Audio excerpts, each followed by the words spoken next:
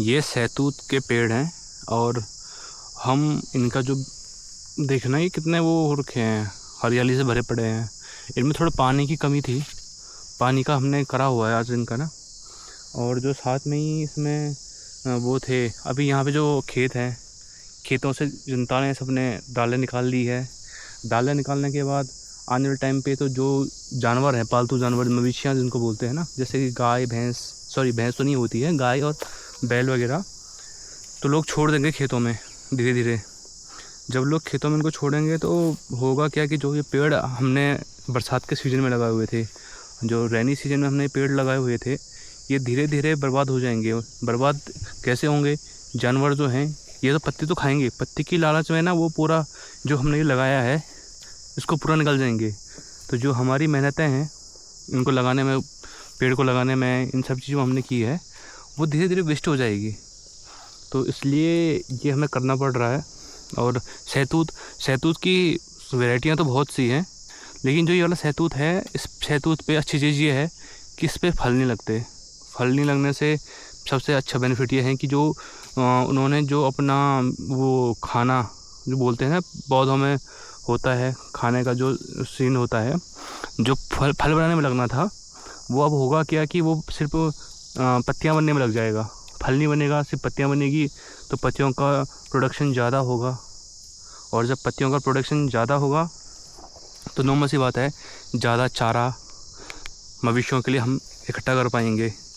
दूसरी चीज़, जो इस वाली वैरायटी का जो सबसे मेन फ़ायदा ये होने वाला है कि इससे क्या होगा, बंदर जब हम खेत के किनारे लगाएंगे और जब फसलें जब इस पे लग जाएंगी, फ्रूटिंग होती है जो होती है नॉर्मल से होती है, और अगर हमने यहाँ पे ये लगा दिया तो जो फसलें हैं, बंदर इनके लालच के चक्कर में वो फसलें भी बर्बाद कर देंगे। इसलिए हमने ये वाली वैरायटी का सिलेक्शन किया था कि जिसमें फ्रूटिंग ना हो, ताकि ना बंदर आएँ और जो हमें प्रोडक्शन मिले घास का वो मैक्सिमाइज मिले हमें ना। और ये कुछ पहाड़ की जो चीज़ें हैं, हिमाचल, उत्तराखंड और जम्मू कश्मीर में, ये एक तरफ से अगर मैं दिखाऊं तो ये कुम्मर इसको हम बोलते हैं लोकल में। हिंदी में क्या बोलते हैं, भगवान मालिक है। साइंटिफिक नेम क्या है, भगवान मालिक है, नहीं पता मुझे, लेकिन ये कुम्मर है। और अगर किसी पे लग गया तो भाई चुभते बड़े ख़तरनाक हैं। पहली चीज़ ये है। दूसरी चीज़ ये है कि इनको निकालने में बड़ी महाभारत है। ये धंसते धंसते कपड़ों में कहाँ रह जाएगा, फिर चुभता रहेगा खुद, और इससे जो ईचिंग होगी वो बड़े लेवल, नेक्स्ट लेवल की होगी, जो उसकी बड़ी समस्याएं हैं। और ये दुनिया भर की घासें यहाँ पे हुई पड़ी है। इसको, ये जो चीज़ है ना, ये इसको लोकल में हम गढ़वाली में तो उसको सोमा बोलते हैं। हिंदी का नाम मुझे नहीं पता, मैंने ज़्यादा रिसर्च नहीं करी है इन पे, बहुत भी सब्जेक्ट नहीं था मेरा। तो इनका जो मेन यूज़ है, जो इनका मेन जो यूजिंग पर्पज़ है वो इतना सा है कि ये जो पहाड़ में जब जानवर गौशाला में रहती है ना, तो उनके नीचे बिछाने का काम आता है। ये उनकी तब से बेडिंग का काम करेगा, है ना, ये लाइट बेडिंग है उनके लिए। और जैसे हमारे साइड में ना ये चीड़ के ज़्यादा जंगल ऊपर दिख रहे हैं आपको, तो चीड़ के जंगल ज़्यादा होते हैं, तो हमारे पास ये चीड़ का ही होता है बिछाने के लिए। और लेकिन अगर ये मिल जाए तो ये तो उनके लिए बहुत अच्छा हो जाएगा थोड़ा, क्योंकि ये थोड़ा बल्कि सा है, टेक्सचर इसका थोड़ा ज़्यादा मोटा है, घना है, तो ये ज़्यादा बेटर है चीड़ के उससे, पाइन के उससे ये ज़्यादा अच्छा है। वैसे सबसे अच्छे जो पत्तल जो बोलते हैं वो गाय के नीचे, भैंस के नीचे, इनके नीचे बिछने काम आता है, उसको वो बांस के बोलते हैं।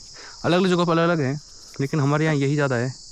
खाते तो शायद जानवर इसको कम ही हैं, या नहीं भी खाते होंगे, इतना तो मुझे भी आइडिया नहीं है इसका, लेकिन हाँ ये पता है कि इसका बेडिंग में ज़्यादा यूज़ किया जाता है। अभी यहाँ से सनसेट का जो व्यूज़ दिखाई दे रहा है, ये सामने जो इलाका दिख रहा है, यहाँ से पीछे ये पूरी चांदपुर पट्टी का जो एरिया है, इसके पीछे जो पड़ेगा एरिया वो है लोहबागढ़ी।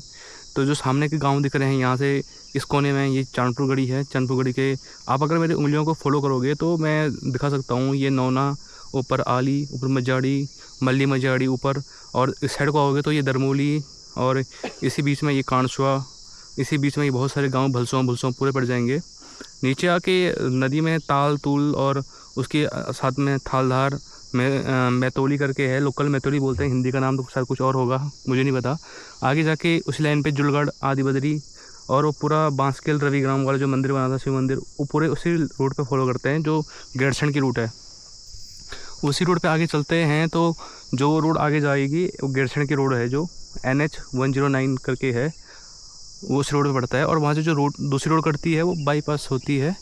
वो जो रोड कटेगी वो आपके ये पूरा ये सर्कल बनाते हुए ये सारे गांव को, जो भी मैंने बताए थे, आली मजाड़ी कांसवा होते हुए पूरे पट्टी में चलते हुए खफोली और जो साथ के गांव हैं यहाँ पे एरोली बेंडोली करके पूरे, और ये लास्ट में क्लोज होंगे ये सामने जो गांव पड़े हैं, ये नोटी कन्नौट के जो गांव हैं। नोटी हमारे यहाँ तो हमको सिल्ली पट्टी और को तेली पट्टी बोलते हैं, क्योंकि वहाँ पर ज़्यादा धूप रहती है तो तेली पट्टी करके बोलते हैं। तो वहाँ पे ज़्यादा घाम यानी जो धूप है उसका असर ज़्यादा होगा।